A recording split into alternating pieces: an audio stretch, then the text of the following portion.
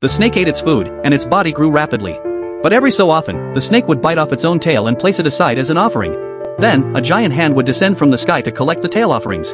The snakes had no choice but to repeat this process. If they failed to provide a tail that satisfied the giant hand, they would be punished. One day, a male snake appeared on the ground.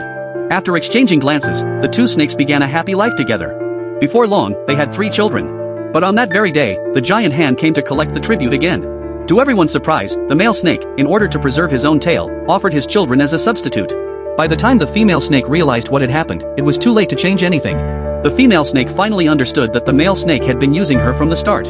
So, to ensure the safety of the remaining 2 children, the female snake had to eat more apples every day. Eventually, the 2 children successfully hatched. The female snake taught her 2 children how to survive in this world. But soon after, the giant hand came again to collect the offerings. This time, the giant hand said that since there were 3 snakes, 1 tail was not enough. So, the female snake had to offer all the rest of her tail, and to make matters worse, the giant hand even took the fangs of the young snakes as a warning. From then on, the female snake began to eat day and night to ensure the safety of her 2 children. But due to overexertion, the female snake eventually died after eating an apple. With their mother gone, the children took over her duties. But when the giant hand came again to collect the offerings, the tails they provided were too small. So, one of the young snakes had to sacrifice himself.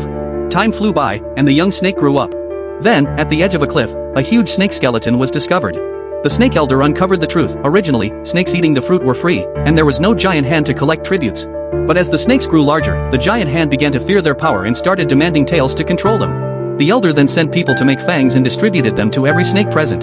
Encouraged by the elder, the snake's confidence soared, and they decided to conspire to get rid of the giant hand.